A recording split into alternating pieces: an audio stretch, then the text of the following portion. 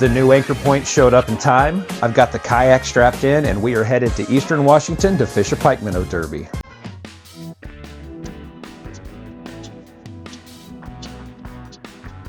Google told me it was only 3 hours to Crescent Bar, but Google lied. To be fair, I think I'll blame the highway more than Google. It was surprisingly heavy traffic for a Thursday afternoon and the weather was interesting. It was 75 and sunny when I left home, and then I started climbing up and over the pass, and the temperature dropped, and the temperature dropped, and when I actually got to the top of the pass, it was 39 and spitting snow. An hour later, we've dropped off the east side of the pass. We're back down into, well, Eastern Washington. Temperatures are back pushing 70, and I'm thinking about finding some water. Now, I already had a home base in mind for the weekend of fishing, but it never hurts to explore a bit, so I did go and check out a few different places. Kind of spent my afternoon and evening doing that, talked to a few friends I knew out here. And then the evening kind of got away from me and I decided I might as well get a little bit of sleep because it was about to be a long couple of days.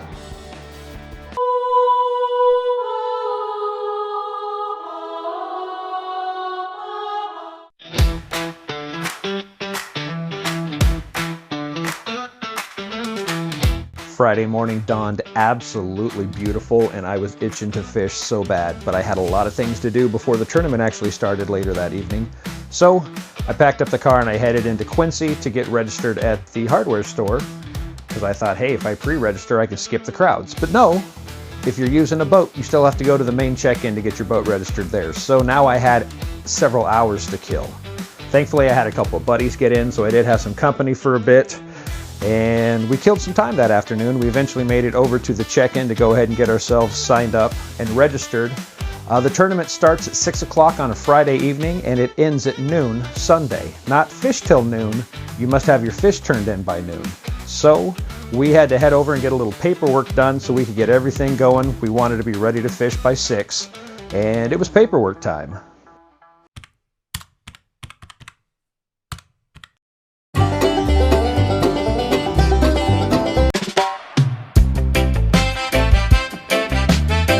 So we scattered out up and down the river, all headed out to our favorite spots and enjoyed a beautiful Friday evening. The scenery was fantastic, the weather was fantastic, the bite was not bad, I can't complain. Even had a passerby get a picture of me, so I got a random shot of me in the kayak, which you don't see very often. Shortly after sunset, we all kind of converged back on home base. My buddy Thomas rolled up next to me there and dropped anchor, and our other buddy Obi-Wan Kenobi anchored up downriver from us a little ways, so we were all there nice and close to camp, and that's how my evening went. 4 hours of this view, staring off the tip of my kayak and chatting with this guy. It was a fantastic evening. We headed in about 12:30 to check on the fish count.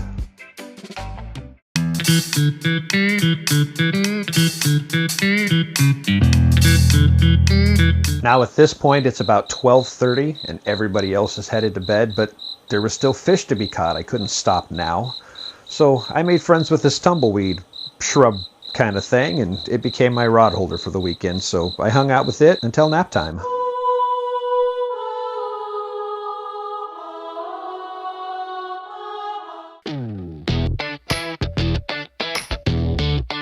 So after a very satisfying 2 hours of sleep in the front seat of my car, I was back at it again. It's 4:30 in the morning. One of my buddies is already gone, the other one's still asleep, and I decided to throw out a rod while I get my kayaking gear ready for the day. And started getting bites, and I didn't really intend to, but I ended up spending the first hour of the day just fishing from the bank because the fish were biting. When you do the tournament math, as I like to call it, you figure you've got a 42-hour tournament, 42 hours to fish. Now, I don't fish close to where the turn-in station is at, so I lose about an hour between driving and setting myself up, and then I lose another hour between packing everything up and coming back in. So now my 42-hour tournament's down to 40 hours.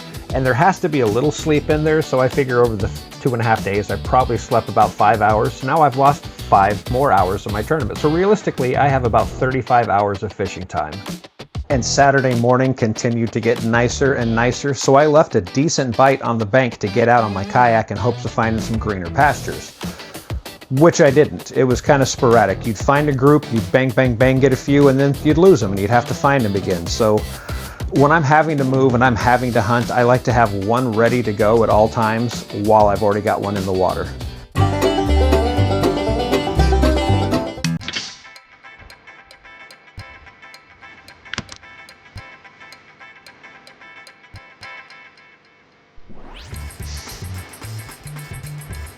Saturday afternoon brought a very unfortunate change to our weather dynamic as the wind started picking up.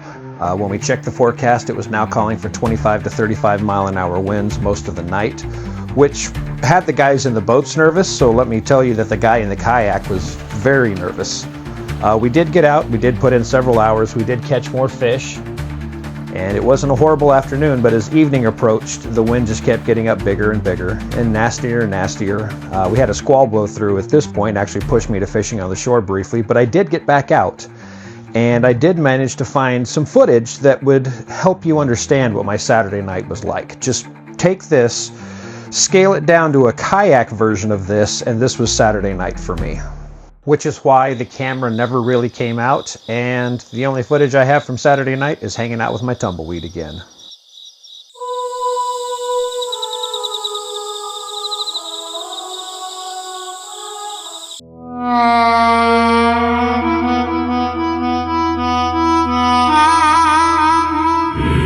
The weather was much improved Sunday morning, but the fishing dropped off.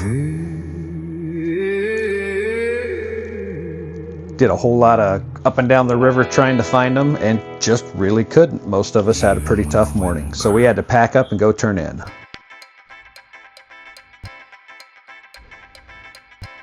So here's the results of my 35 hours of fishing for this derby.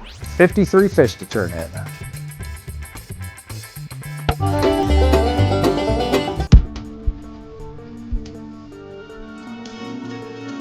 Now, this was the third time I have fished this tournament. 2 years ago was my first attempt and I ended up in 12th place. Last year I actually took second, and this year I had no clue what 53 fish was going to get me. I know that missing out on a lot of fishing Saturday night because of the weather probably hurt my chances, but that was yet to be determined. And the only way we were going to figure it out, go turn in those fish and get them counted. So I made my way over to Riverbend Park, got there with plenty of time to spare, and we got to counting. And by we, I actually mean the wonderful staff and volunteers that put on this derby for us every year. Unfortunately for me, I had so many fish in my blue cooler there that you can see the handle ripped off, and I guess I'm going to have to retire old blue. Here goes my second cooler of fish. I even had a couple in there that were big enough to be potential big fish derby winners. My biggest fish was a little over 22 inches, and I think the derby winner was actually 24 inches this year, so no big fish for me. Anyway, my personal contribution to this pile of fish right here was enough to get me 10th, so not a bad weekend. And after all is said and done, the whole gang all meets up over at Tower Pizza for some great food and our chance at winning some of these prizes you see ahead of you here. I'd like to take a minute one more time to thank the staff and volunteers who put on this fantastic derby for us every year. And some huge congratulations to the fishiest guy I know. Obi-Wan won the side-by-side. And that's how we're going to wrap up this trip. Had to go say goodbye to the river one more time before I headed home, because I know I'm going to be spending hours on the road and I'm not going to see it for a few weeks.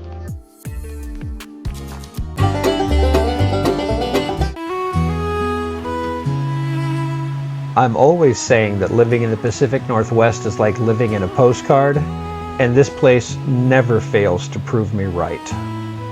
And that's where I'm going to wrap things up this week. Stay tuned next week. I will be back down on the Southern Columbia chasing those bounties once again. I just want to say I hope you enjoy this. I hope you're inspired to get out and do something, to get out and enjoy nature. You know, get out and find your own postcard, because it's out there. And it's probably a lot closer than you think.